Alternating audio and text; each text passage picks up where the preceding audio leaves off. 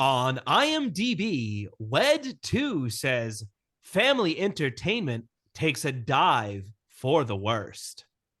At the preview for The Iron Giant, my kids could barely hold their excitement. They've seen the commercials and knew several of the characters already. In advance, I had warned them that there weren't any sidekicks or catchy songs as they've been accustomed to.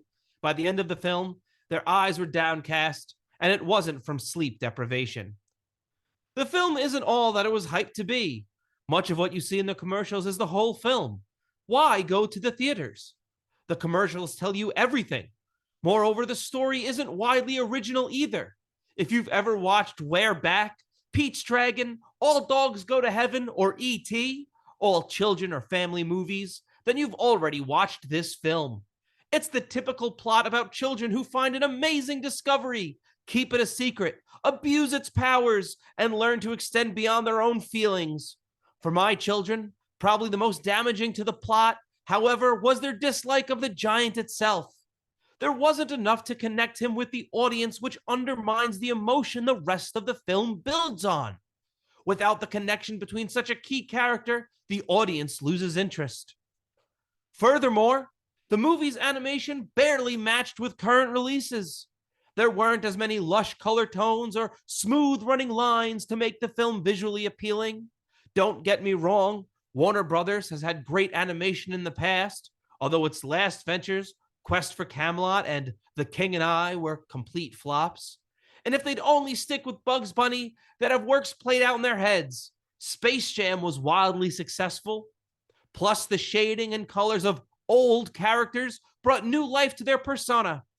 In several aspects, Space Jam was far superior from animation to plot, aesthetics to witty lines when compared to The Iron Giant. Where past Warner Brothers animation aimed toward the family, The Iron Giant aimed for the commercial. Several times the topic of Superman, a character which Warner Brothers owned, was brought up. Soon we'll see Superman figures lined up with the corny Iron Giant banks and toothbrushes. Lastly, there's the objectional material. For the first time in my life, I saw the main character of a cartoon feature-length movie use the restroom.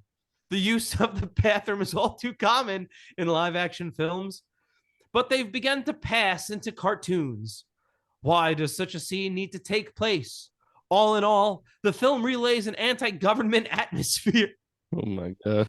The main characters are always on the run while officials heartily chase its victims. I admit, several children's books are perfect for Hollywood.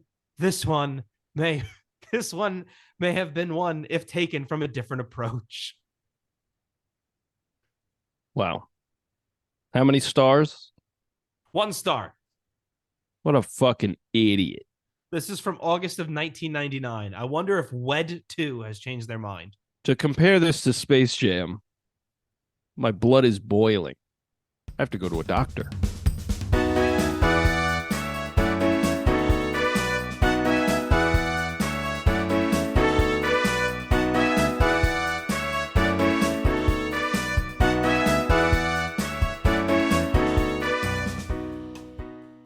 Hello, and welcome to the Royds Review Podcast. I'm Rob.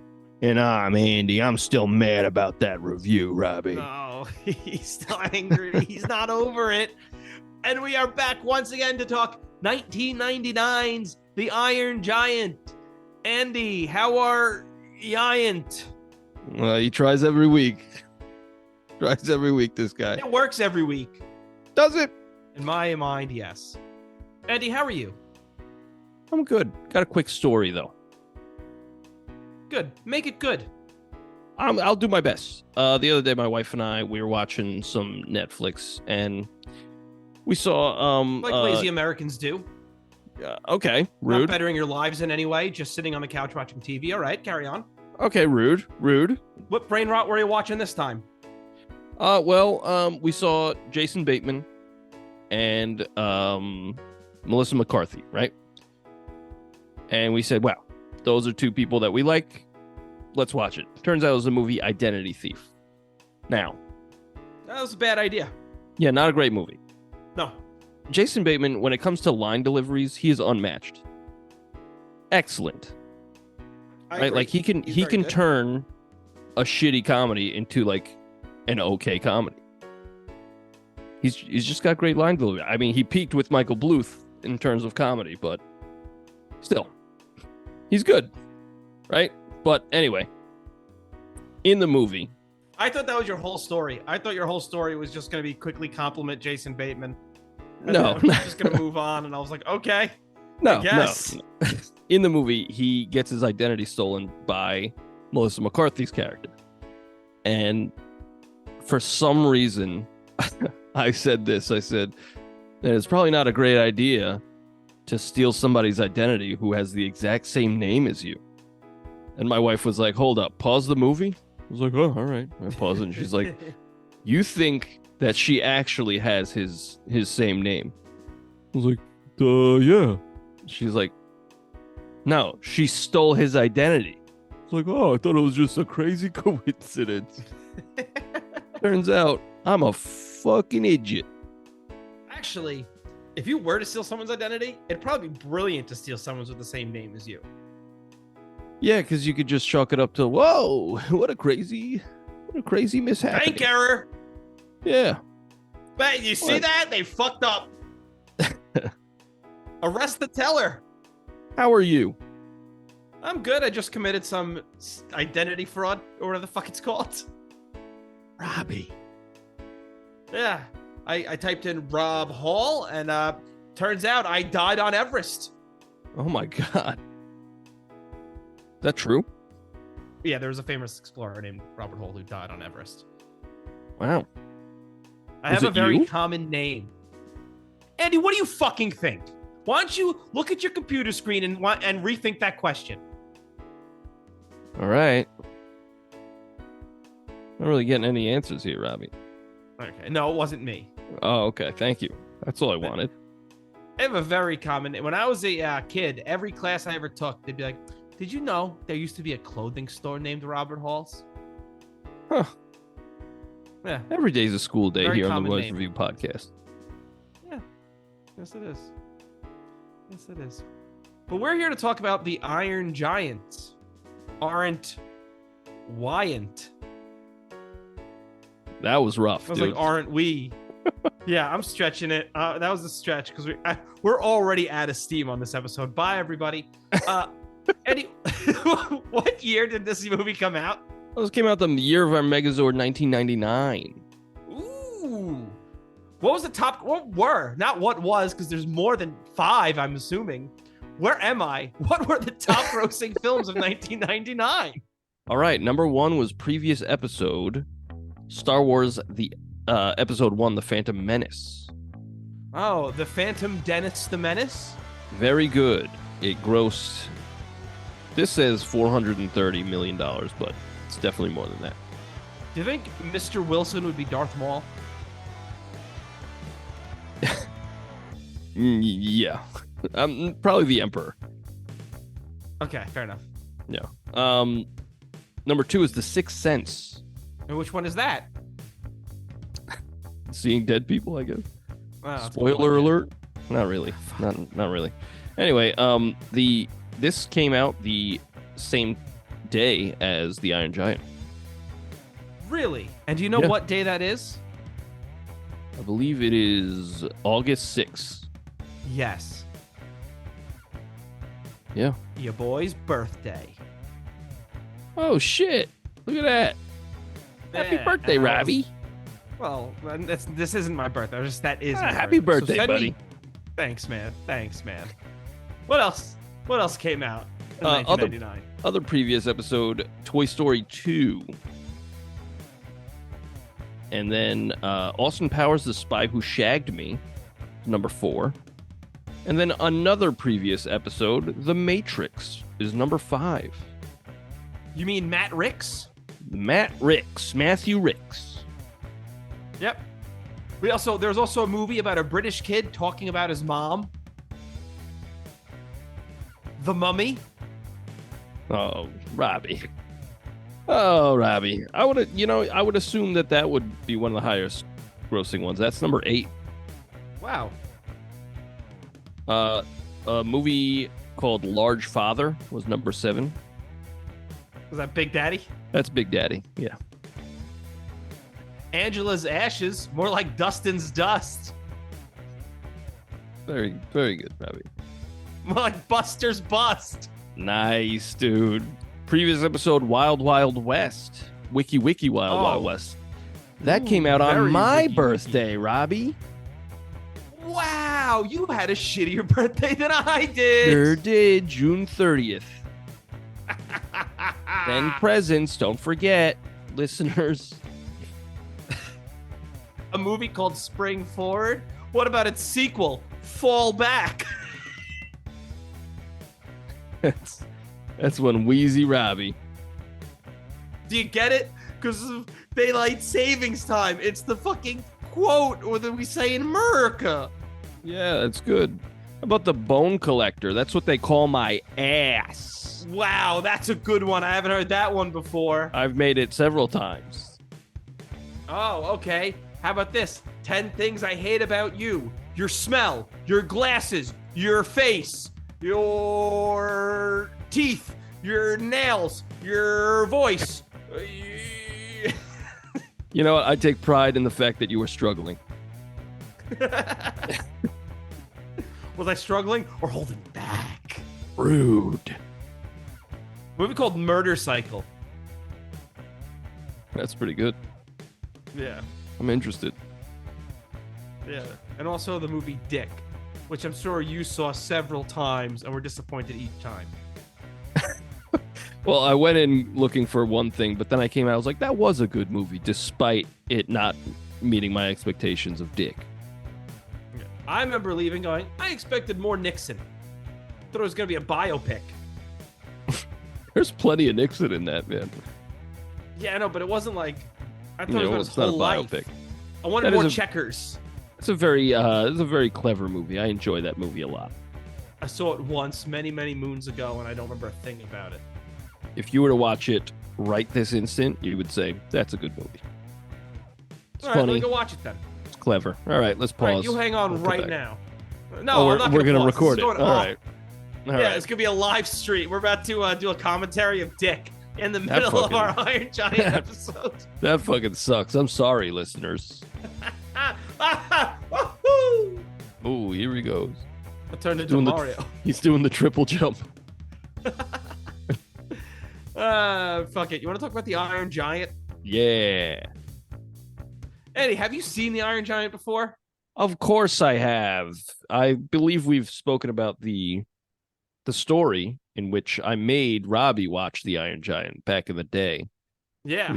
We split a tub of cookie dough that we bought from our high school. We were still attending that high school, of course. That's true. And, Or I think I was you like- were. I think I may have just graduated. Oh, you're a weirdo. Got him. Not that weird. No, it's not. I was like, yo, let's watch the Iron Giant. Have you ever seen it before? You were like, no. I was like, oh, we're watching it. And we watched it. And I believe it changed your life. I mean, I enjoyed it. I Yeah, enjoyed it It's a lot. a really good movie. I don't know if it was a life-changing experience. Okay. I guess I'm just projecting. I do remember my girlfriend at the time saying, "Oh, it sounds like you are enjoying Boys' Night In." Yeah. I remember And that then as she well. said, and she also said, "What are you on your periods?" And I said, "That's Yeah. nice, thanks." We open up in space. It's a satellite orbiting Earth in 1957. It comes crashing down. We're off the coast of Maine. A boat is struggling. This looks awesome as the Iron Giant is in the water and the boat Yes. just crashes into it. That looks really good. Yeah, I really like how the sailor, he's like, I see the lighthouse, and then it turns more and it's two eyes. Ooh, that's Yes. good stuff. Yeah, and he's horrified, justifiably so. Definitely. I thought he was dead. Yeah. The animation is beautiful in this movie. I totally agree. That's why I'm a little steamed about that review still. Talking about how the animation's not up to quality of other things coming out around that time. I mean, this looks fucking great. It's also the first instance of a completely CGI character in a cartoon. Would that be the Iron Giant himself? That would be the Iron Giant himself. And like, I think it looks great. I don't see any issue with it at all. No, I totally agree. I think this movie, from start to finish, it looks incredible. So I had no idea what Wed 2 was talking about. Yeah, I'm going to fight them. Okay. In a tetrahedron. Very good. We meet Hogarth. He rides his bike to his mom's diner, and he brings a fucking squirrel into the diner and wants to keep it as a pet. Hey, fuck off, kid. I think that we'll get into it later because it's a lot of this is not, it's not just like told to you. It's not at the forefront of the movie either. Like we get more of a background on Hogarth briefly later in the movie, like in the middle of the movie. And yeah, I just something about like, I was always a fan of cartoons and media for kids that didn't like it doesn't dumb it down. You know, it's not assuming, oh, you're a stupid kid. Like this was like respectful. Because I remember as a kid being like, I love this. And then like as an adult, I love it as well. But like other shows like the show Samurai Jack. Like I know it's completely different, but like I was gonna say what an odd comparison. But like it's a show that would take its time in like being artsy fartsy, but it's still for kids. But at the same time, like other, you would think that like network executives are like, oh, you gotta do something here. Like you can't, like the kids are gonna get bored. They're gonna change the channel. It's like, okay, if they do, then this wasn't for them. But like, it's smart. The Justice League TV show was like smart. Like all that DC animated stuff was smart, and it was for kids, and it wasn't dumbing it down. And I always like that shit. And this falls in that category. This is probably like the top tier of that stuff. So your idea of highbrow humor is squirrel inside man's pants. I didn't say highbrow humor. You said I'm just smart. saying. Okay, so your idea of smart humor is squirrel in man's pants. Okay. I just need to clarify. Well, I need to clarify this. You don't think that this movie's smart? No, I do. You're a son of a bitch, Robbie. I just thought that was really fun to say. Yeah. Because then he whips it out. Yeah, he does. He goes, sorry. He goes check out my squirrel. Yep. He says, hey, everyone, I'd like to apologize in advance for this. Yeah. Yeah, it's good stuff. You know, it's Harry Connick Jr.? Yeah. Huh. He was in previous episode Independence Day. Oh, yeah, he was. Yeah. Hey, is the squirrel incident why mom's got to work late? I guess that's a bundle. Yeah, that is a bundle. But like, she's like, I got to work late. So Hogarth's like, you know what I'm going to eat for dinner? Twinkies. Yeah, I'm going to stuff the nozzle of the whipped cream in the Twinkie. It sounds incredible.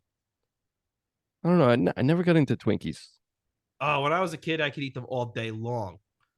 Real quick, thank you so much for listening. If you want to send us some feedback, send us an email at roydsreview@gmail.com. That's ROYDSREVUE@gmail.com. You could also find our music on Spotify, iTunes, wherever you get your music by searching The Royds. That's ROYDS. We have 2 albums and a Christmas song. Hope you like it. I really like the painted backgrounds. Okay. Like they're all like really, again, like takes place in autumn. I'm assuming it's Maine, so it's like you could tell it's a little chilly. It's just really well done. It's like probably from the snow later on. Yeah, definitely. But I think it starts off. It's like maybe the end of fall or something, because like everything's real, like orange, red, brown, very like rustic colors, right? And like again, bringing it back to that review, person was like, "It's dull." Like, no, it's fucking beautiful, you idiot. Look at it. Like, it looks great. Anyway, sorry. No, you're cool. This is also great because at nighttime, we actually see things. Like when Hogarth, after the TV cuts out, he decides to just walk into the woods. Yeah. I'm an 8-year-old kid. Let me just walk into the fucking woods. He's got balls, Robbie. Yeah. Balls and no brain. Nice. I like how it's played like a horror movie or like a creature feature that he was just watching on TV. Like I like how as he meets the giant for the first time, or not even meets, like sees, it's like playing out like the movie he was just watching. And that's cool. Yes. That's good.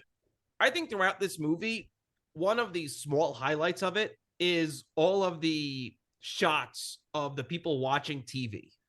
Because they put a lot of care and detail into what people are actually watching on television in the background. Yeah. And like I think they're good at planting this movie where it takes place in time. Like everything's very, oh, we're in the Cold War. Yes. Like Sputnik just launched. Shit's a little scary right now. And how people are, they're looking to the news and all that stuff for information and maybe even comfort or whatever. But fear mongering. Yeah, all that. And I really like how the Iron Giant, when he first sees like the lights again, his eyes are like lights, and then he approaches Hogarth and it's just like bam, bam, bam, and it's like you see it from Hogarth's perspective, so you're looking from the ground up, and as he gets closer, he gets out of frame because he's so big. Yes, and it just like really helps to set the scale of how big this motherfucker is. Just really good. This is a great movie with great direction. Yes. So he rips the top of this facility and he just starts chowing down on it. Nom, nom, nom.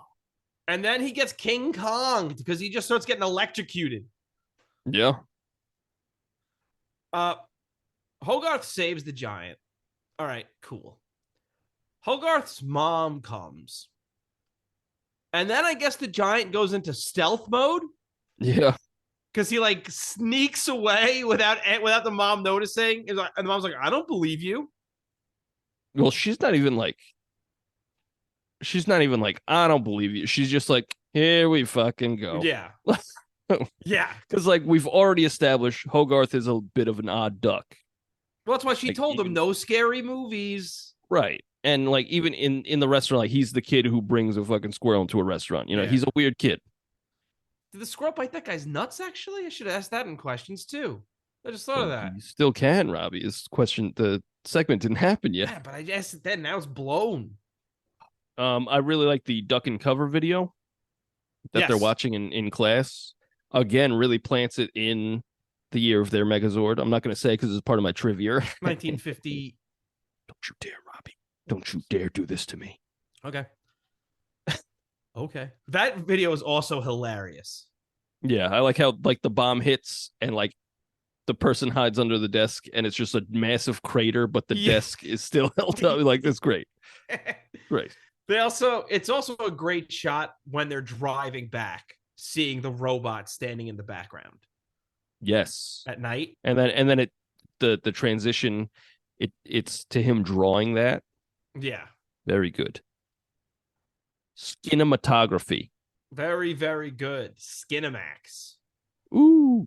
The boat captain calls the feds, and we get Chet Mansley or whatever his name is. Kent Mansley. That's right. Kent Mansley. Yes. I am that response. Is it Kent or Kit? Is it Kit? I thought it was Kent because I don't know, because like when I was looking up trivia, it said Kent, but like I remember him saying Kit. Oh, you know what I can do? This is an amazing thing. I'm on the internet. And you'll never believe what the internet has. Robbie, it's a fad. It'll never catch on. What did you just call me? Andy. You're in trouble for saying that's 2023. My word. Actually, it's 2024, Robbie. That's true. When this is coming out is 2024. Yeah. Oh my God, I've wasted. It's Kent Mansley because it's Christopher McDonald, Shooter McGavin. Yeah. He does a great job in this. Oh, yeah. The whole Honestly, cast everybody. is excellent. This is the greatest thing Vin Diesel has ever done, hands down. I'm not even joking. I don't disagree. Fucking, we'll get into it later, but goddamn. All right. I like the Fed's line. We go, the Man's line. Big things happen in big places. That's great stuff because then he goes to put the BB gun in his car. Yeah. And it drops to the floor, and there's a big fucking chomp taken out of his car. And then he gets the farmer, and he comes back, and his whole car is gone. Gone. Good. And once again, that robot is in stealth mode. Oh, hell yeah. He's just prone. He's prone. He's Metal Gear Solid. He's crawling through the fucking brush. But he's got a 95% stealth camo on the thing. You know what I'm talking about. Metal Gear He goes fans, invisible as he runs into the forest. Yeah. But I like how the farmer's like, what are we looking at here? And then he's like, something big. Evidently, I was wrong. Like, yeah, there's something big going here. Oops. Yeah. But he's like deliciously a fucking dick. Yes. You know, he's like so hateable. Yeah. You love it. You love to hate him. With all of this shit around town, Hogarth's mom really should believe him at this point. Because, like, you're seeing cars being eaten. Like, there's a building that's half eaten, and his mom's still like, with his crazy stories. Yeah, it's but like, wait, come on, lady. Yeah, at this point, I'd be like, hey, Hogarth, tell me a little more about that. Yeah. And then he's prying around. Mansley's prying around. At one point, he's like, hey, what did you say? He was talking about a giant robot. Yeah. She's like, oh, it's just crazy stuff. Hey, lady, this federal agent is interested. Obviously, it's not crazy. Yeah. You're an idiot. Yeah, it's also Jennifer Aniston. Yes. Wow. She's also, you cannot tell it's Jennifer Aniston. I think she does a great job here. Yeah. But the mom is stupid as shit because at some point you have to go, all right, I think this robot's real. Yeah.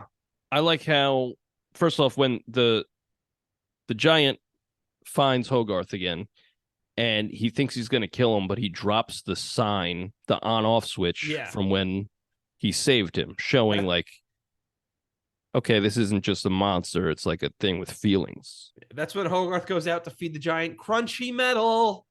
Yeah. And then he stops the train with his noggin. Everyone on board is dead. Apparently not. They got right out and they were like, hey, everything okay? I think we just hit a giant metal man. Someone is dead on that They gotta be, yeah.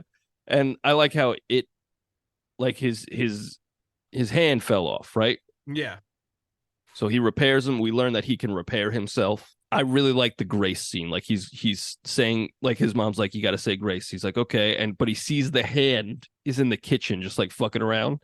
Yes. And he's like, Lord, get out of here. Devil. Like, that's great stuff. And that's stop stuff. the devil. Yeah. That's very good stuff. That's like the greatest version of grace of all time. Yeah. Yeah. It's excellent. It's usually things like that are like, it's like kind of like a time waster. It's like, all right, this is your comic relief, but it's not really worth your time. But like, this was good. It was entertaining. It was good. It's good. It's good. This is a good fucking movie, Yes, Robbie. I agree. Mansley calls his superior Hogarth, played by the great John Mahoney from Frasier. Yeah. You can't tell me that he wasn't modeled after Tommy Lee Jones, though, right? I could see that. Now that you say that, I didn't think about that, but I could totally see it. I like how he's calling the general, and the general's just like laughing at him. Yes. He's like, there's not a giant robot. Yeah. Like he already hates Mansley. Like you could tell. Like they have history, and he's just like, I think you're a fucking putz. But like he's laughing at him, and I like how Mansley, he's just like on the phone in their kitchen, and he sees they have an oven mitt that's like a goofy face. Yeah. And it's just looking at him, and he turns it over. He's like, everybody's laughing at me, even this fucking oven mitt. It's great. It's great stuff. Well, right after that, when Mansley's driving off, he's making fun of Hogarth's name, and he comes back, and Hogarth answers the door, and he's exasperated. He goes, Kent Mansley, you work for the government. Like, no one takes this guy Yeah. seriously. Well, even after the phone call, he hangs up the phone and the phone falls off again. And he tries to put it back and it falls off again. And then he just starts smashing it. Like, he can't even fucking hang up a phone. This Christopher McDonald, this is the perfect character because this is the same kind of character he played in Happy Gilmore, Shooter McGavin. Yeah. Everyone's but just like, laughing at him. but this guy has actual pull, Yes. which we see later. But yeah, I really like all that. I really like the visual a little earlier of the robot sitting down and he slowly how he bends over, like he bends his knees and then just slams onto the ground on his ass. yeah, it's good stuff. And then someone ran over and took a big sniff of the ground. I don't remember that part, Robbie. I do. I like we get a nice big duty joke when Hogarth is trying to push the hand out the window. Yeah. And Mansley tells him you got to chew his food, and the mom just looks at him like, "That's too lowbrow, dude. You're not impressing me." Like, fuck you. Hogarth gives the giant like comics and magazines and shit to read. Like he's just like you'll get this. You'll understand all of this, I'm sure. Well, he does because he's like he shows him the comics, right? Yeah. And this part I really like this because he points like the giant points to Atamo. He's like, "That's me." And Hogarth is like, "No, man, you're Superman. Yeah. Like Atamo's a bad guy. You're a good guy." And he's like, "Superman. All right, yeah, that's me." And like that fucking changes the giant for the better. Like he's like, "Oh, I am a hero. Okay, cool." I also think it gives us a great idea of like he kind of in his head he kind of knows what's coming later on. Yeah, and he knows. I mean, he's learning. Because the kid does him a disservice by not explaining to him this is how people view you. Right. Well, he does later He kind when of sets him up for all that. So in reality, this is all Hogarth's fault. I don't know if I could agree with that, Robbie. He in the very next scene they go out and like I really like when like he gets in the giant's hand and then the giant stands up and the force is so great that it pushes him to the ground. Yeah. Like again showing the scale. And then he starts moving and you see him he gets pushed back. He has to hold his finger to like stay on his feet because the giant's fucking massive. And he's like, "Oh, what's that?" And he's like, "Oh, that's Rockwell or whatever. That's that town." And he's like, "Oh, okay, cool." And he starts running. And Hogarth's like, "Dude, they are not ready for you. They're not ready. Okay, they like Russia just fucking launched a satellite. We're all scared. They're not ready for you." And he's like, "Oh, okay. All right. But I'm really hungry." Sad boy now. Yeah. And then they find the scrapyard owned by Squirrel Dick. Yeah. Yo, he's going ham in that scrapyard. Hell yeah, brother. Well, like, and then you start to feel bad. It's like, hey, whoa, wait. He makes art out of that? Okay, so this guy's a loser. Well, he's a beatnik. Yeah. You know? He's beating people named Nicholas. Oh my God. Yeah. Santa Claus better watch out. You better watch out. You better not pout. Yeah. I don't blame Dean for first being like, he cannot stay here. Oh, yeah. And like Dean is immediately characterized as like a decent guy because even in the restaurant before he flashes everybody, yeah, he like that the sailor is saying like I saw a giant metal man, and he sees everybody's making fun of him, and he's like, "Hey, I saw it too." Like his instinct is to like it's someone's one of gotta empathy. Stick up for the kooks. Yeah, thanks. Like, that's how we have Lauren Boebert and Marjorie Taylor Greene. Thanks a lot, Dean. It was the Jewish space laser. He's like, I saw it too. No, No, Dean, no. You know, he's immediately characterized as like an empathetic person. So we know he's got a good heart. He's a good person. And even like Hogarth shows up and he's like, oh, all right, I guess come in, check out my fucking weird art. It's not great, right? No, it's not, Dean. In fact, the robot improves on it later. That's how shit you are. Yeah, I really like that part. Oh, it's cool, but it's just absolutely hysterical that something with no concept of human art can do better art than Dean. Well, he's like, get that out of your mouth. And then he like throws it on the ground. He's like, oh shit, that's pretty good. Oh shit. This movie just flows really well. Like, it's like all right, this happens and then this happens, and then like nothing happens for no reason. It's just a really tight movie. And nothing sticks around too long. It's incredibly No. well paced. It's everything about it. This is a 10 out of 10 movie for me. Because, well, then right after that, we get Hogarth returning home at dawn. We get the great trope of the mom seeing him getting in bed, thinking he's just waking up. Yeah. And we find out Mansley is staying with them. Yeah, which they show the for rent sign earlier. Yeah. And they don't fucking tell you. They're not like, oh, by the way, nobody called for the rent, yada yada. Like, no, they're just like letting you understand the movie without spelling it out for you. Yeah. And then Hogarth and Mansley go and get shakes, and Hogarth slips some laxatives. He drugs him. And he's like, I can't shake this fucking guy. But right after he drugs him, right? He sprinkles the X-Lax. And the conversation they have is very good. He's like, what's the big whoop? What, even if there is a robot, like, who cares? And he's like, who cares? We do. Yeah.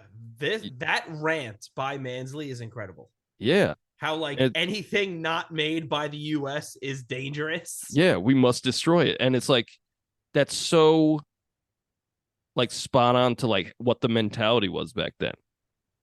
It was all just like you said, fear mongering, and like, we have to be the first to do it because who knows who's going to drop the bomb, like yada, yada, yada. Very good stuff. And then I know who dropped the bomb. Never mind. Robbie. But I like how right at the end of his rant, you hear like a gurgle and he's like, excuse me. Yeah. I have to shit liquid hot magma. I love that they keep cutting back to him having to take a shit. Yeah. Because in a lot of movies where they do a laxative joke, the guy just goes to the bathroom once and it's it. But no, he's constantly having to go back to the bathroom. Yeah. And he does it the bear way, and he does not wipe. No, and you could see his face. I like how his face gets more and more like, oh my God. Oh, yes. I can't keep doing this. It's weird to say, but it's a tasteful laxative scene. Let's not stretch it. Andy's heights of humor. Man. This is the height of smart humor for Andy. Is laxative where the guy keeps going back, and a squirrel in the guy's pants. Andy puts that up against Frasier any day. Listen, I've never seen Frasier. It's an excellent show. The reboot is kind of hot garbage. I watched the whole thing. You watched the whole thing? It can't be that bad. I like to finish what I start. Okay. That's why this podcast will never end. It'll be like The Simpsons. I'm going to do it till I'm fucking dead. Speaking of The Simpsons, Brad Bird, the director and writer of this. Incredible director. Yeah. He wrote and directed a lot of Simpsons episodes. Yes. He also did the first Incredibles movie. And the second one, which I didn't see. I did see the second one. It was all right. All right. So he did the Incredibles. He did the Iron Giant. He did Ratatouille. Mm-hmm. Great movie. Yeah.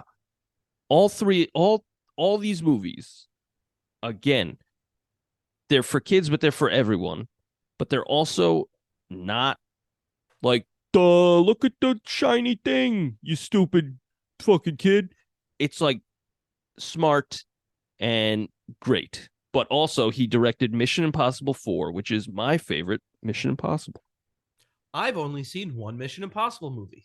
Go check it out. That was a previous episode. Go check it out. Yeah. So I like when the Fed is developing his photos, the mom comes back with toilet paper for him. Yeah. Oh, because he's still shitting. Also, When the giant jumps into this lake, Yeah. there are dead people. Oh, yeah. he creates a tidal wave that wipes out half the fucking town. I thoroughly enjoy that scene.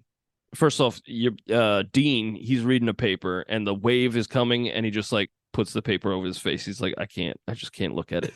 I know what's coming, but I'm not going to watch. And he gets washed into the street and a car passes and they're like, hey, you're in the middle of the road. He goes, yeah. You're in the middle of, yeah. The guy's like, all right, I'll keep driving. That's good stuff. But that is also, again, it's one thing leads to another. That's the moment where he's like, Hogarth, we cannot hide this guy forever. Right. Like, Absolutely. look at what just happened. That was just us playing around. Like, we can't hide him. And then they come up with an ingenious plan. They do. But before that ingenious plan, that deer scene is incredibly sad. Holy shit, Robbie. Holy shit, Robbie. That deer scene, the line, it's bad to kill, but it's not bad to die, is an incredible line. Yes, it is.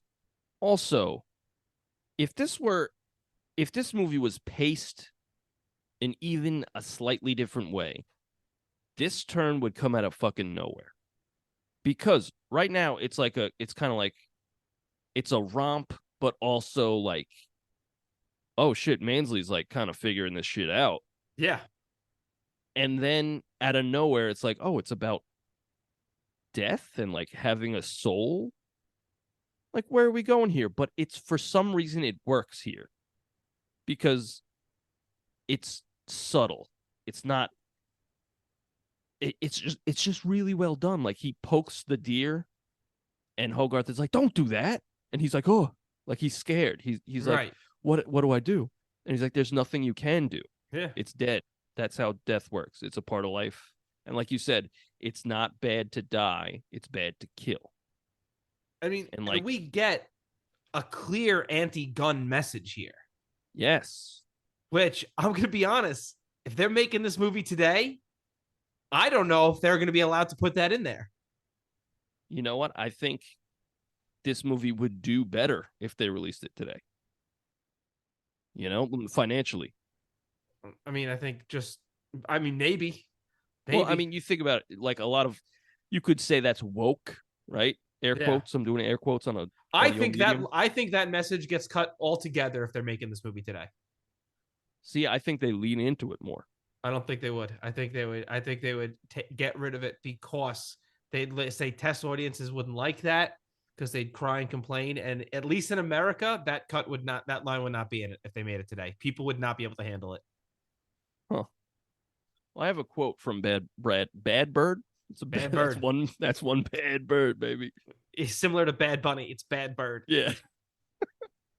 But he says, this is from IMDb. It says, Brad Bird was in part inspired to make this film as a memorial to his sister Susan, who died at the hands of her estranged husband by gun violence.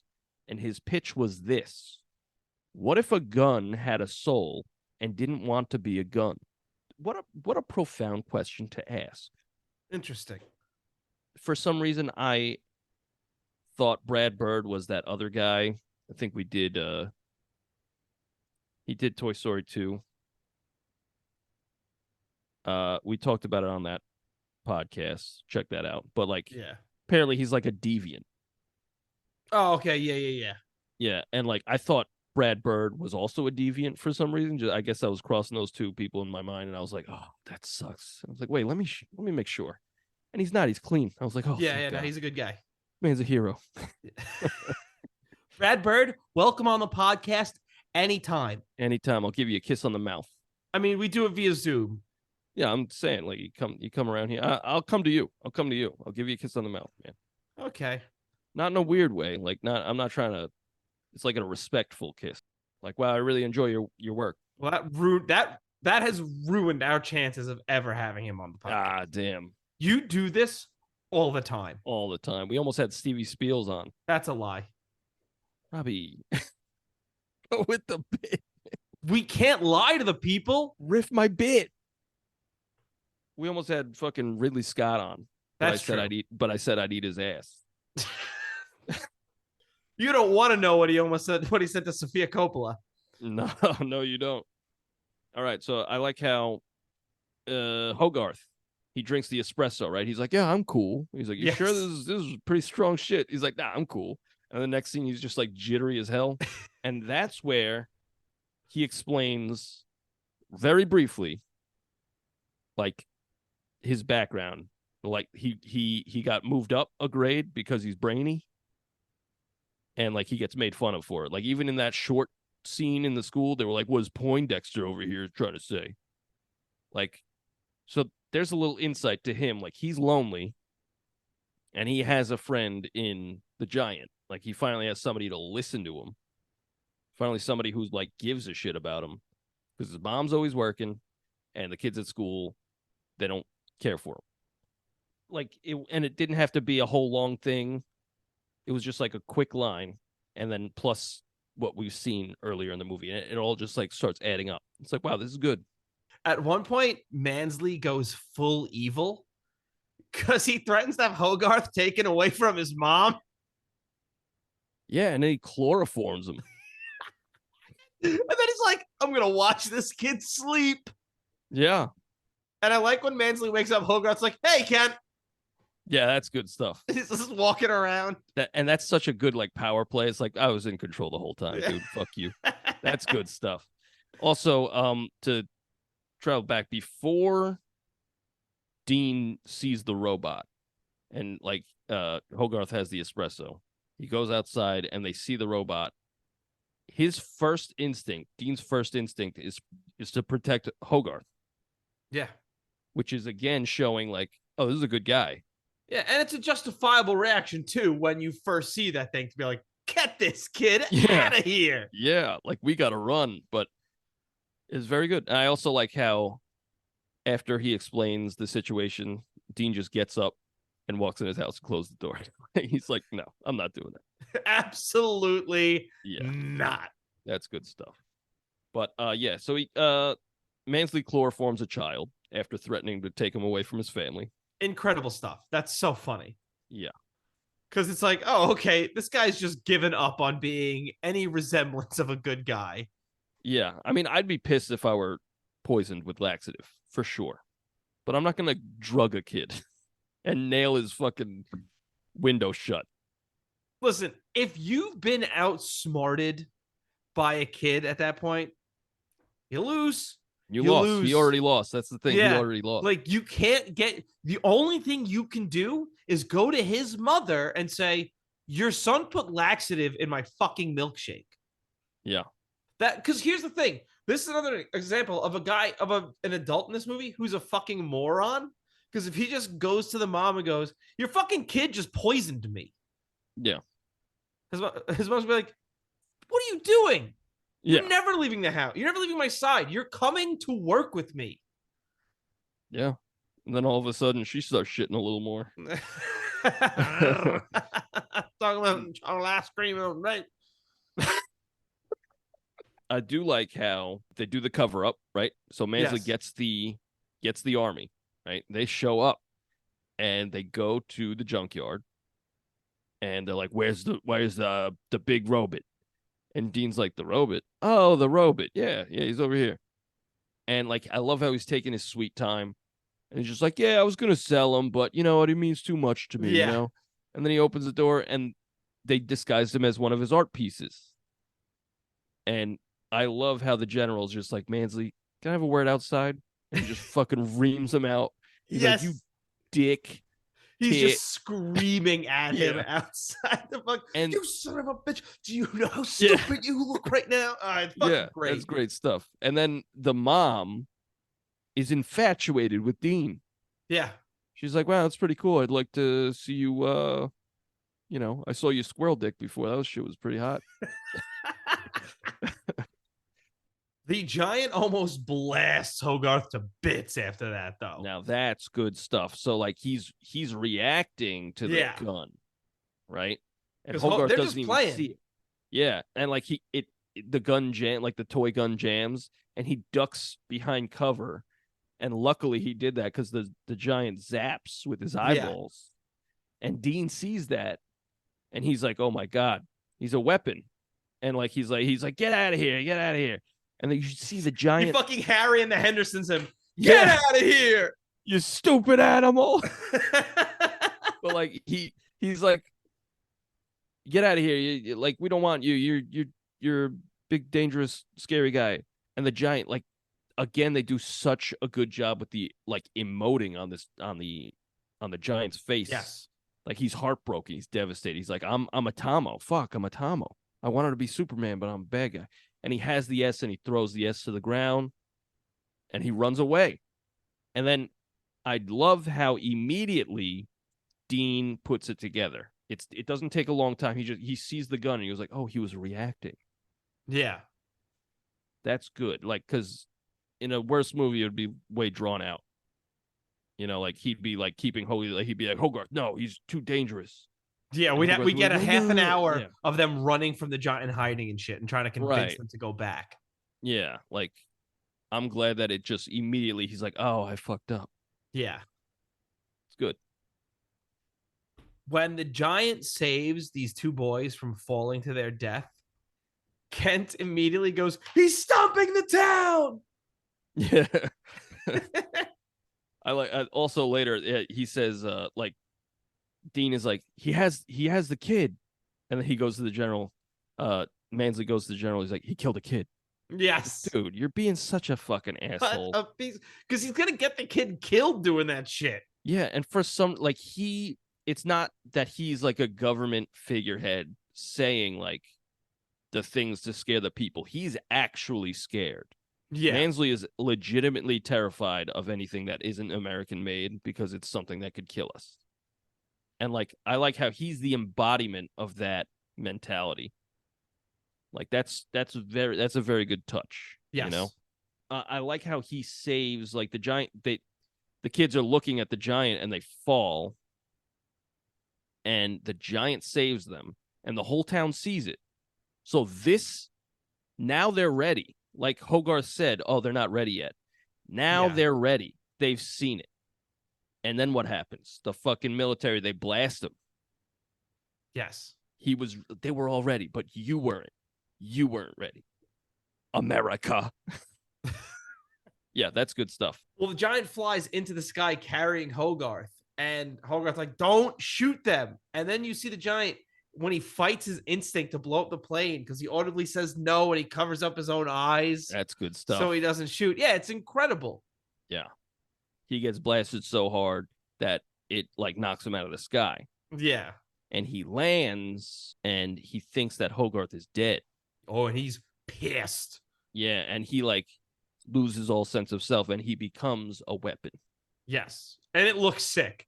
This weapon looks fucking sick. It's pretty sick.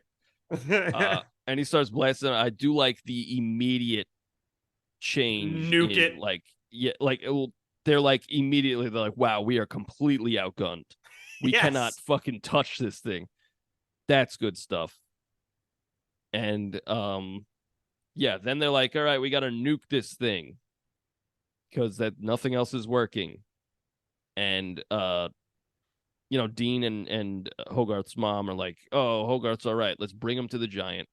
And Hogarth runs to the giant, and he's like, hey, I'm alive. And the thing has a gun right to Hogarth, and he's like, you are who you choose to be. Yeah. So you got to choose. Like, are you my friend or are you a gun? Choose. It's fucking profound. It's very good. The giant turns back, and Mansley just fucks them all. We go, launching the missile! That's good stuff. Well, I like how when the giant turns back, he's terrified of what he just did. Like, he's like, yeah, everybody sees like, oh, he's reactive. He's actually fine. And everybody's on board. But Mansley. He's like, launch the nuke now. And I love what the general says to him. He's like, you just told them to launch a nuke at our position. No, at the giant's position. He's like, yeah. He's like, where's the giant, Mansley? Yeah. And he's like, oh, shit. Why'd I have the bowl, Bart? Yeah. Why'd I have the bowl? Well, then he gets in a car. He's like, I don't want to die. I'm not dying for my country. And I the wanna giant live. sticks his hand right Yeah, in that's front of that great fucking stuff. car. And I the love general's like, he could stay here and die like a good American or whatever he says. It's it. like, Yeah. I like it. I like how there is a bit of that. Maybe the government doesn't have your best interests. You know, Mm. I like how they have that. And then the giant's like, I know what I got to do. Yeah. And now, that's when he tells Hogarth, like, don't follow me. he says, you stay, Yeah. I go, no following. It's like That's he can't what follow. Hogarth said He to can't him. fly, idiot. Yeah. But it's a callback, Robbie. Oh. Now, Robbie, be honest with me, because I'm going to be honest with you. Yeah. Did you cry? Not really. I cried. Okay. Cried I cry literally every time I watch it. That's good. Yeah. In fact, the time we watched it, I guarantee I cried, but I was like, well, this is a pretty good movie though, right? You know what? I can explain to you why I did not cry. Okay. I'm sure the first time I saw it, I absolutely did. I think the reason I didn't cry this time is because I know what happens after where he puts himself back together. Yes. Also wonderful. Oh, yeah. Yeah. Does not take away from the No, I don't whole think so thing. either. It's just, Yeah. I think because in the back of my mind, I know it's like, he'll be fine. Yeah, he's going to be all right. Yeah. Basically a giant Lego that fell apart. Yeah. Got nuclear blasted. Yeah, so he says, you stay, I go, no following, right? And he flies up, and as he's flying, he hears Hogarth say, you are who you choose to be. And he says, Superman. And that's when I'm like, fuck, am I crying? God damn, are these tears flowing? And then over the credits, if I go crazy, I will. Nice. Like, wow, they really ruined it with that, huh? Well, I watched this with my wife, and she was crying, right? She was crying at, like, you stay, I go, no following. I hear her go, fuck. And then she's like, Vin Diesel put his whole Vin Dussy into this. No. I told her I was going to quote her on that. So here I am. But this is the greatest performance that Vin Diesel has ever put in a movie. Yeah, probably. Because it's very good. And he usually doesn't do very good stuff. But it's this, and then there's like We Are Groot, you know? Yeah. Like We Are Groot is great. Because he's doing a lot with a little there. And in this, he's the same. He's great at being like a big dumb thing. And not that the giant's dumb. That's not the point. You know what I'm saying? He's great at doing a lot with the little talent he has. If that makes sense. Just fucking. No, I totally get you. No, I totally know what you mean. Yeah.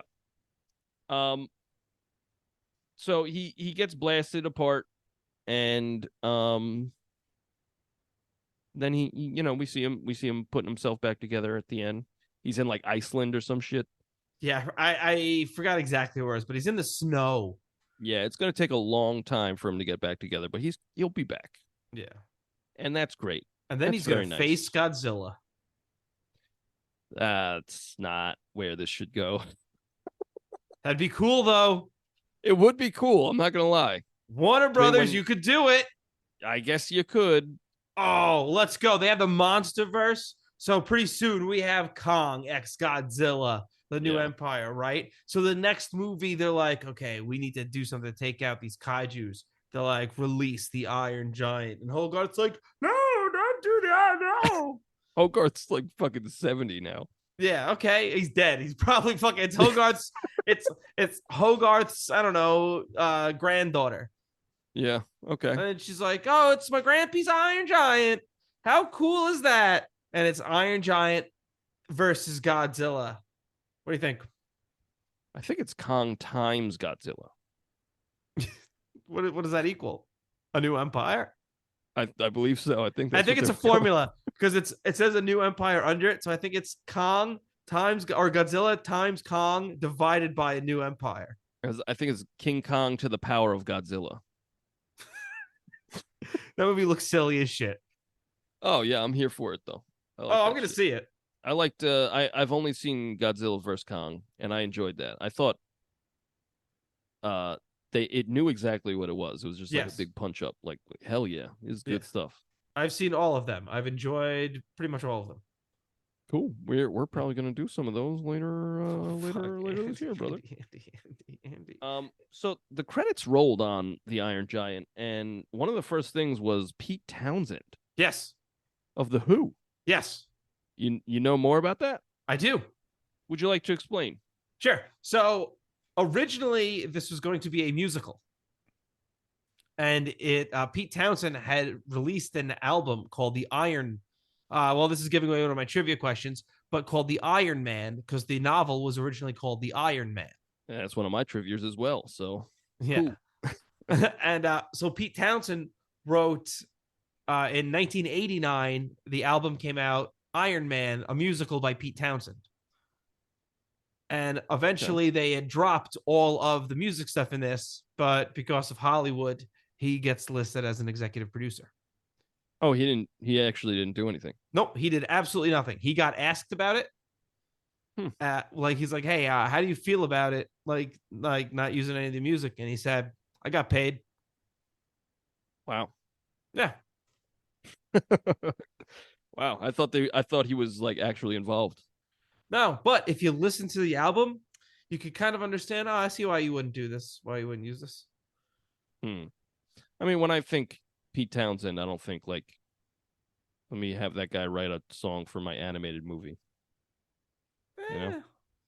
It was a trend, especially in the 90s, because they had Phil Collins. Elton John did The Lion King, Phil Collins did Tarzan. Tarzan was this year as well, 1999. Yeah, so like this would have, I mean, he would have fit in there, you know what I mean, in that vein. Yeah. But it was more also niche than Phil Collins, though, you know? I'm sorry? He's a little more niche than Phil Collins. Probably, but it was also because he had already released an album based on the book. Right. Like they're like, hey, this is kind of like pre-made for us to use. Yeah. So the album's not great. There's one really good song on it. Okay. Called "A Friend Is a Friend." He actually has Roger Daltrey and John Entwistle on 2 songs. One is called "Dig," and the other is called "Fire." Fire is one of the worst pieces of crap I've ever heard. Wow. And Dig is boring. I would clarify most of the Iron Man, a musical by Pete Townsend, as boring. Okay. So, but "A Friend Is a Friend" is a good song. Okay. I'm glad this isn't a musical. Me too. I think that this is actually a perfect movie in every way. All right, cool. So does that mean you want to go to Letterboxd? Yes, that is exactly what I like to do. Interesting. All right, so I'm gonna go here, my little Letterboxd box, otherwise known as my phone that has the Letterboxd app. Huh. And you can follow us on Letterboxd at TheRoydsBand. And I'm gonna type in the Iron Giant, and I'm gonna look Andy in the eye, and I'm gonna ask him, Andy, what do you want to give the Iron Giant? I would give this 5 out of 5 stars. That's what I was thinking too, and that's what I did. Yes. So that's it. 5 stars. The vaunted 5-star rating from the Royds, given to 3 films now. Track it, rack it, turn around and smack it. Excellent, Robbie. Thank you. I have one question about this movie. I don't have any. All right. So you ready for my one question? Yes. Questions. Are all of the Giant's individual parts sentient? Because like his finger was watching TV at one point. Yeah. And even that screw was like, hey, let me out of here. Yeah. But like, I get the screw was going towards the rest of the Iron Giant. You know what I mean? Yeah. But The hand seems to be like, I'm just gonna watch TV. Like, is that the giant?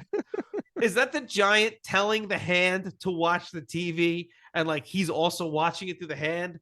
Or did the hand stop on its own to be like, I'm gonna watch some TV? I don't know, because when it fell off, he didn't even notice. Right. Because you remember, he like looks at his hand, he's like, "Oh shit, my hand's gone." And then we see it like fucking around in the kitchen. So yeah, I think a lot of him is sentient. And like when that happens, like when they're on his body, I guess here's a follow-up. When they're on his body, right? Yeah. Are they still like individual, have their own like minds, or do they have to come off of him? Because like, are his feet like, I'm feet right now? I'm walking. Yeah. I'm walking it. I hope no one tickles me. But like, is he like, are his feet like, no, like I'm his feet right now? Or they're like, at any time, I could just get out of here. I would like to think once they're all connected, they're like, one mind. But maybe separate they have their own minds. This concept has been on my mind since that scene.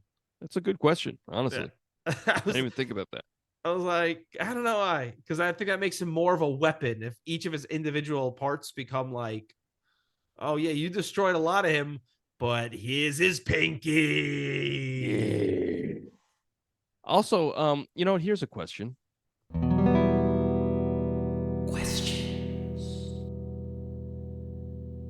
When he thinks Hogarth's dead, he he goes into like a rage mode. He becomes a weapon, but the little dent in his head pops up. He no longer has that dent. So I think that. Do you think that is him? His actual purpose is he's a weapon, because that when the dent comes out, that I feel like that might be symbolic of, all right, this is the real me, because the dent was kind of like, oh, I forgot everything. But now he remembers, like, oh, I'm a killing machine. So the only reason he's not killing is because he had brain damage. Yeah. Yeah. He had a bump on the noggin and he stopped killing. So, okay. Here I go. Goku was sent to Earth by the Saiyans to take over the planet. But as a baby, he fell on a rock, cracked his head. And now he's like, not a mean guy. But all Saiyans are like mean. So like, wait, no, hold on.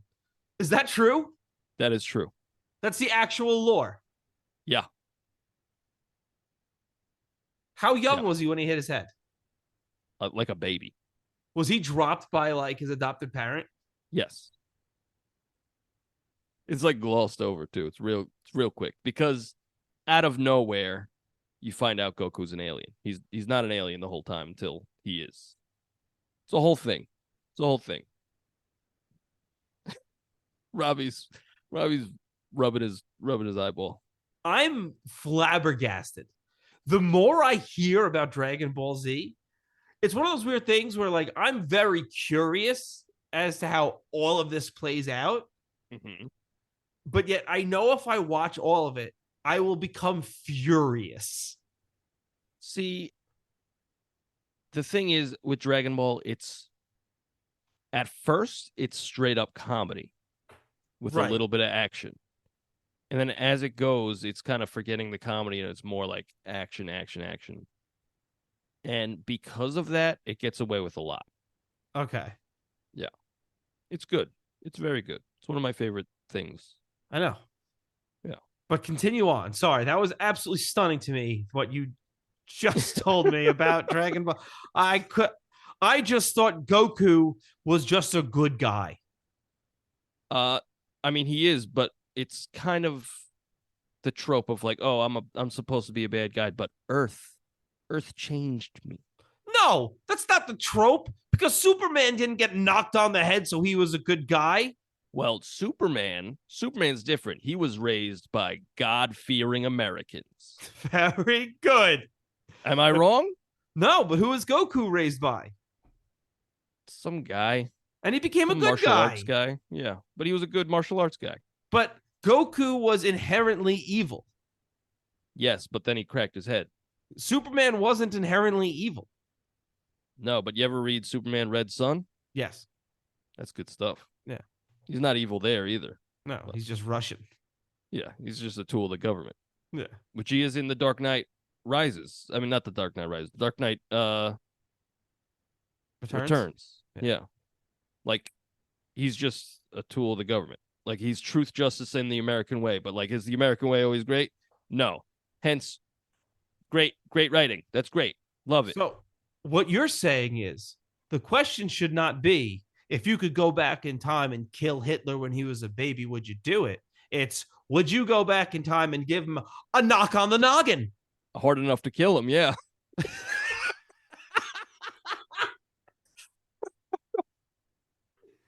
All right, but then he wouldn't be evil. Nah, man, I'm not taking that chance. He just a severe brain damage. My baby. Yeah. Lady, you got to hear me out. He's going to do terrible, terrible things. It's the 1910s. There's no medical care for this. Sorry. And then I bonk her on the head. That's my thing. I'm the time traveling bonker. Bonk. You know what? I'll finish the job. You just hit him one more time. Yeah. Ma'am, I'm so sorry. Robbie, I wrote a song about this movie. We haven't done trivia. Shit. All right, Robbie, I got some trivia. I got some trivia too. I got 4 trivia because 1 was blown. Same. I got 5 trivia because I blew trivia. I went down on trivia. Nice. Go first. All right, who is not considered as the voice of the Giant? Not considered. So, Peter Cullen, Sean Connery, Keith David, Frank Welker, or James Earl Jones? Frank Welker. It is not Frank Welker. It is Keith David. That's what I was doing. That was my next guess. Keith David. I don't know if you've seen. I don't know what it's from, but there's a meme going around where he's in the front of a car and he's like, "Welcome to hell, motherfucker!" It's fucking gold. I love it. And whenever I see it, when I'm scrolling, I fucking blast it. It makes me cry laughing.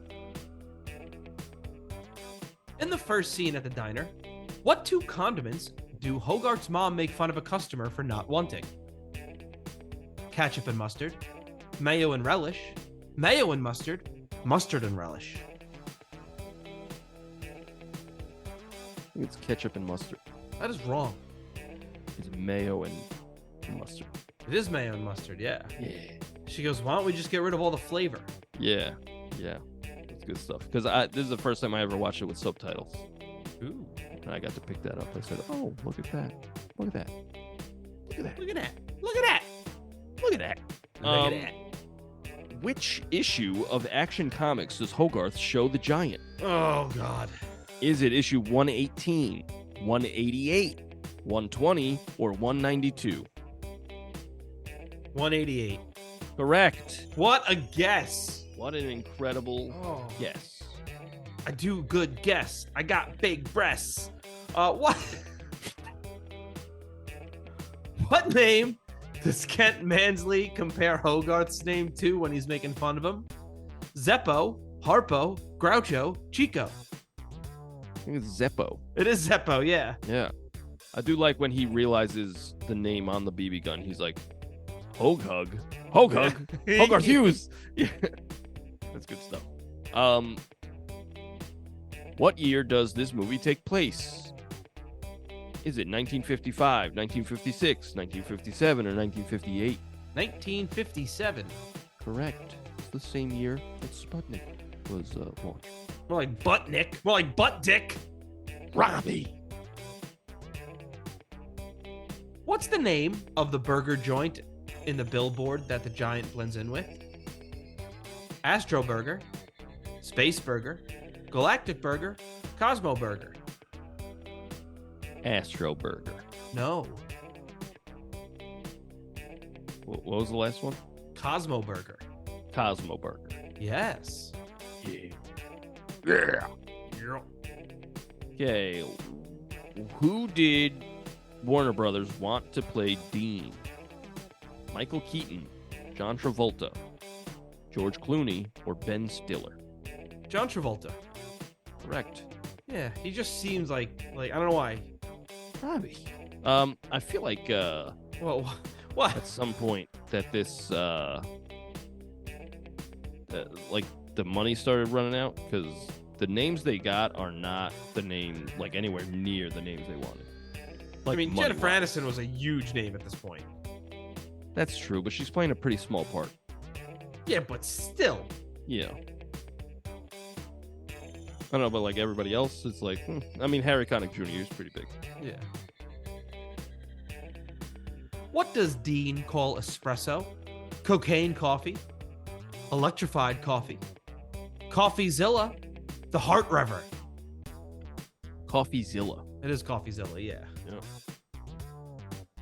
Who did Warner Brothers want for Kent Mansley? Was it Arnold Schwarzenegger, Michael Keaton, Sylvester Stallone, or Jeff Bridges? Michael Keaton. Incorrect. I have no idea. Arnold Schwarzenegger. That would have been terrible. Why would you get a foreigner to play this like all-American guy? Yeah. That doesn't make any sense. Doesn't make any sense at all.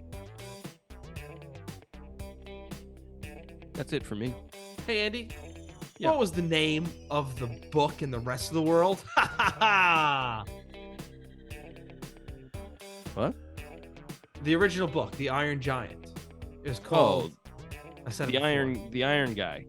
It's funny because that's my options are the Iron Guy, the Iron Robot, the Iron Man, the Iron Friend. That's funny. That's almost verbatim all my choices as well. We're so whimsical. I wrote a song. Whoa. Hold up. Me too. All right. Well, I also have a pick to flip. What would you like? Oh, Robbie, flip that shit. I'll take heads. It is heads. I win again, Robbie. Excellent. I'm proud of you. What kind of song you got?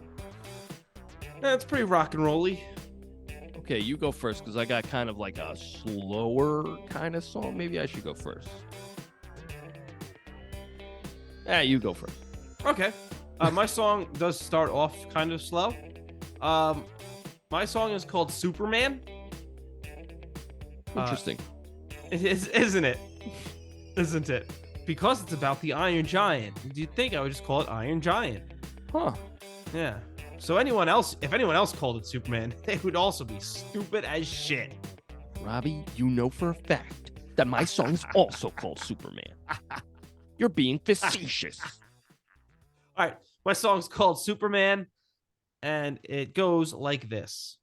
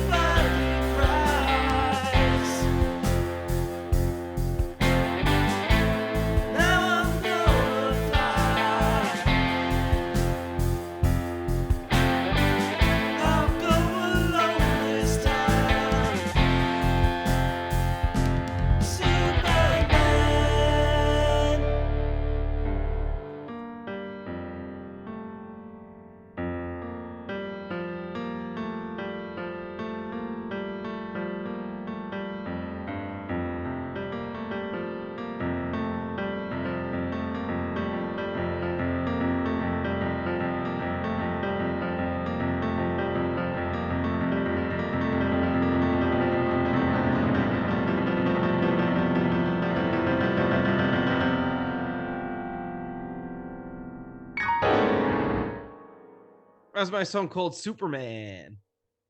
Nice. Fancy fingers. Pretty good. Thanks. I like it. Yeah, I don't know. It's about the Iron Giant. What? Yeah. That I didn't get. Well, if you didn't hear, I said Superman. Ah. So it might make you think that the song's about Superman, but it's actually about the Iron Giant. Ah. Interesting. Clark it. I like- Dent, because he's a dented robot. Very good. Thank you. I liked how when you landed on the Superman, it was like a big drawn out like boom, like big chord. Because he I like hits the that. ground hard. Yeah. Just boom. Yeah. Yeah. But yeah, I don't really have much to say. This is one of those songs I'm actually proud of. I actually was very happy with this one. Yeah, it's good. I like it. Thank you. Why don't you tell us about your song? My song is called Superman as well. What? Yeah. Yeah, you believe that? You believe anything. I believe it. Yeah, makes sense. There's really no reason not to.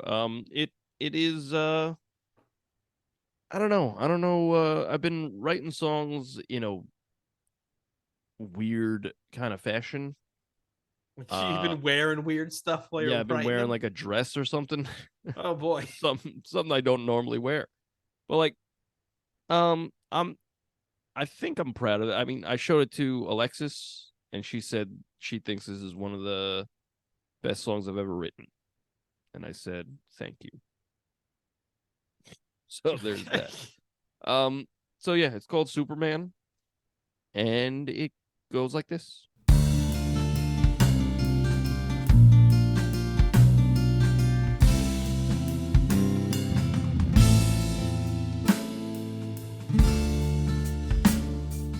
They're not ready for you. You'll blow their mind. All of mankind.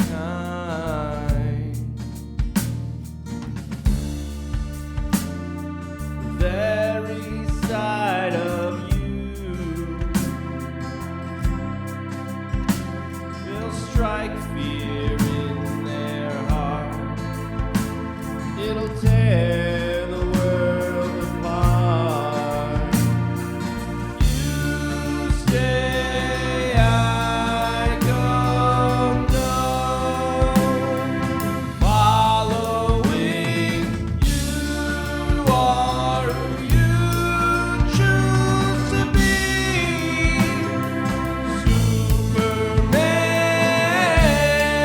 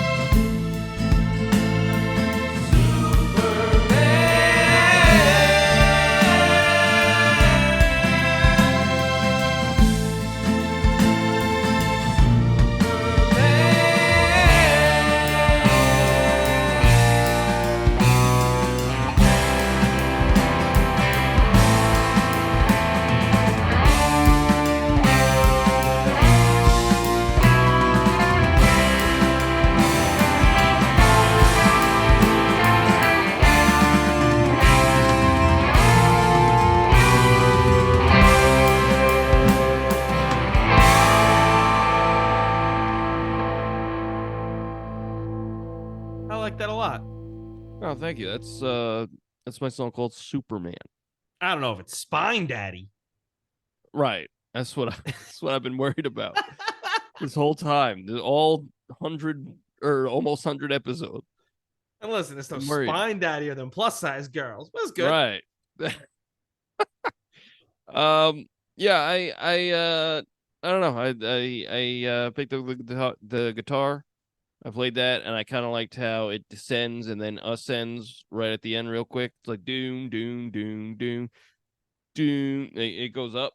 I just did "Mary Had a Little Lamb," but that's not how it goes. You know what I'm saying? But it's I don't know. It was Andy picked up interesting. his guitar for beginners book and learned Yep. Mary Had a I Little learned Lamb. "Mary Had a Little Lamb." I said, "This is good shit." But Alexis, come check this out. yeah, she's like, "This is the greatest thing you've ever done."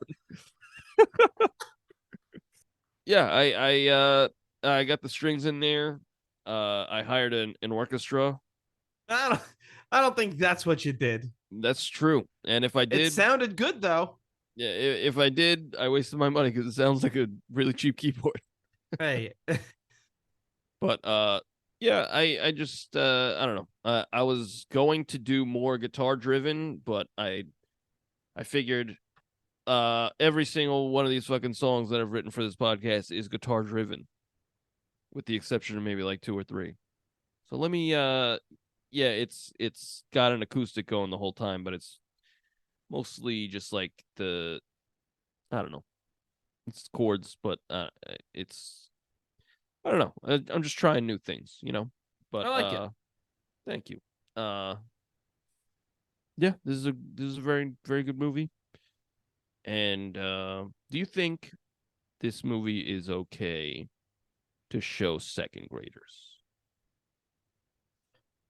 Probably not, right? Probably not. Yeah. Because like I don't know. I feel like they might get bored, or they might hear the several times that they say like "damn" or "hell" and be like, be like, "You're missing the point. You're missing the point." Yeah, probably not. Yeah. Show them in a few years. Yeah. I just showed them the Goofy movie. They really like that. That's fine. That's good for Yeah. second graders. Yeah. All right. Well, what do we got going on next week there, Robbie? That's an excellent question, Andy. Isn't it? Next week, we're meeting up with an old friend. Nice. We're meeting up with Mr. James Bond. And we're doing From Russia with Love. Wow. From one movie that's kind of a little bit mentions Russia to another movie that does other Russia stuff. From Russia with Gloves. I flew all the Oh. way from Russia wearing these gloves. Wow. Have you ever seen that movie before? No, I have Me not. either. Well, maybe I have. I don't know. Because I used to rent all these old movies all the time at the library. Very and good. maybe I have seen it, but The we'll library. find out next week. An excellent public resource. Wow, look at that. Fund your libraries, kids. Yeah. I'll tell your parents because you can't fund shit because you're a kid. There are no kids listening to this. I hope not. It's true. Well, yeah, next week from Russia with Love. Robbie, socials. What about it? Twitter. Or X, rather. Instagram. TikTok. YouTube. Letterboxd. TheRoydsBand. Or you could go to, I said YouTube already, I think. Maybe. I'm pretty sure I said YouTube. You could also listen to the podcast on YouTube. And if you are, like, subscribe, give us a 5-star review wherever you're listening on. And also send us an email at roydsreview@gmail.com. Andy, where can they find our music? You go to Spotify, you go to Apple Music, you go to Deezer, you go wherever you get your music, and you search the Royds, and you'll see 2 albums and a Christmas song. But also, you go to TheRoyds.bandcamp.com, and you'll find all of these podcast songs that we've written, along with guest songs. Mm-hmm. So that's pretty cool. Make sure that you tell your friends if you like what you hear, even if you don't like what you hear. Tell them, like, hey, I've been listening to this shitty podcast. You should check it out. Listen how shit You know? it is. Yeah. And, leave a 5-star review wherever you can. Tell your friends. Word of mouse is very important. Very word good. of blouse. Word of Klaus. Word of mouth as well. Word of South. Howdy. Word of... oh, no. Oh, no, Robbie. We're going to wait until you can think of one. All right. What else is Alf? That's not my fucking job, Andy. Shit. Not my job. Word of South mouth. Nope, not works because I've already said South. Right, but if you put those two words together, it's a slang term for vagina. Okay, well, according to Rhyme Zone, there's drouth. The fuck is that? I have no idea. Drouth. Okay, word of drought. An alternative form of drought. A period of unusually low rainfall. Longer and more severe than a dry spell. So there's drought, there's Howth. It's a coastal village in Dublin. No. You pushed the buttons. There's Louth, Routh with an E at the end of it, Scouth, Strouth. Word of Brandon Routh. It's the guy who played Superman. Superman Returns. Oh, okay, very good. I'll take that. Okay.